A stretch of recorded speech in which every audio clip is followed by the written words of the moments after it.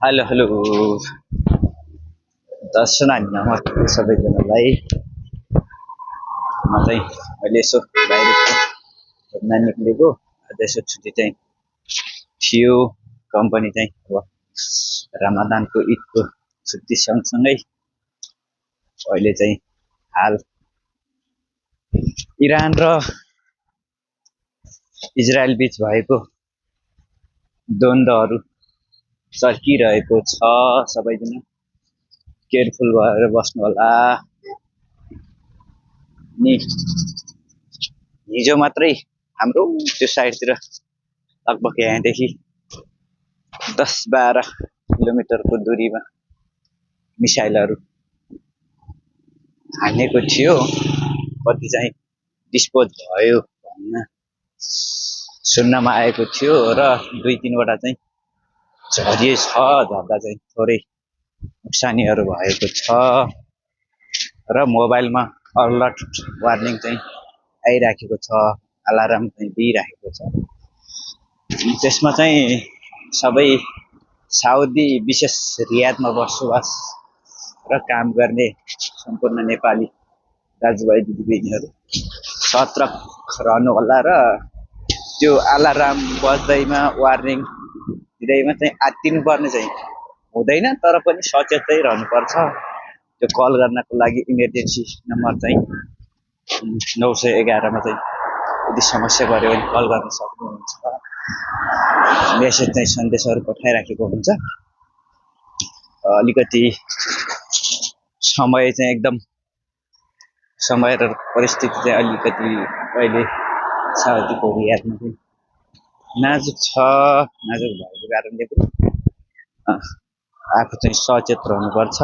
केही हुँदैन भन्ने कुरा पनि होइन कि हुन्छ भनेर खासै फेरि डराउनु पर्ने जस्तो कुरा पनि छैन, तर आफू चाहिँ अलिकति सतर्कता चाहिँ आफूले अपनाउनु पर्छ। गाइजहरू गाह्रो छ खासै बाहिर ननिक्लिने भन्नलाई भनिराखेको छ, तर पनि के गर्ने, कम्पनीमा छुट्टी हुँदैन।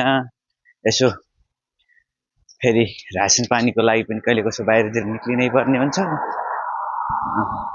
र अनावश्यक चाहिँ त्यत्तिकै बाहिर डुल्न चाहिँ औचित्य होला जस्तो लाग्दैन। त्यही भएर सबैजना विशेष गरी यो रियाद एरियालाई चाहिँ एकदम पकेट टार्गेटको क्षेत्र गरिएको कारणले पनि बेला बेलामा भइरहेको छ। अस्ति पनि हानिराखेको थियो, किनभने कार्गो ग्यास फ्याक्ट्रीहरूको नजिक छ। यतातिर छ यो साइडदेखि लगभग 15-20 किलोमिटरको दूरीमा छ। हामी कम्पनी जाने क्रममा चाहिँ देखिन्छ। त्यतै आसपासमा चाहिँ अलिकति हान्छ। त्यही भएर चाहिँ सबैजना सचेत रहनु होला भन्न चाहन्छु। गाइजहरू अलिकति अब के गर्ने, हामी काम गर्न आएको मान्छेलाई अब कहिले कसैको समस्या हुन्छ। समस्या पर्यो भनेर खासै डराउनु पर्ने पनि खासै त्यति आवश्यक रहँदैन। लेखेको भए त जसरी नै मरिन्छ। जहाँ घरभित्र बसे पनि घर बाहिर बसे पनि अब द्वन्द्व हो, मिसाइलहरू हानिराखेको छ। त्यही भएर अलिकति अहिलेको अवस्था चाहिँ नाजुक छ भन्न चाहन्छु। चाहिँ यसो फेरि आफै भन्छ हिँड्छ भन्नु होला।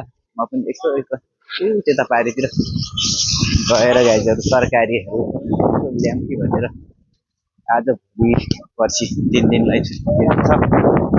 मौसमले पनि एकदम च्यालेन्ज गरिराखेको छ। गडेमगुडुम आवाज आउँछ।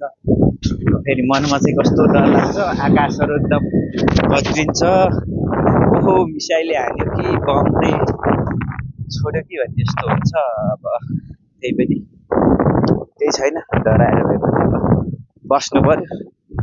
यदि त्यस्तै लेखिया रहेछ भने भाग्यमा झनै अब भाग्य सँगसँगै आफू पनि भाग्य छ भन्दैमा लापरवाही गर्नुभन्दा सचेत रहनु होला भन्न चाहन्छु। गाइजहरू म पनि त्यो पर गएर यसो तरकारीहरू ल्याएर आउँछु अनि त्यसपछि फर्किहाल्छु 5-7 मिनटमा।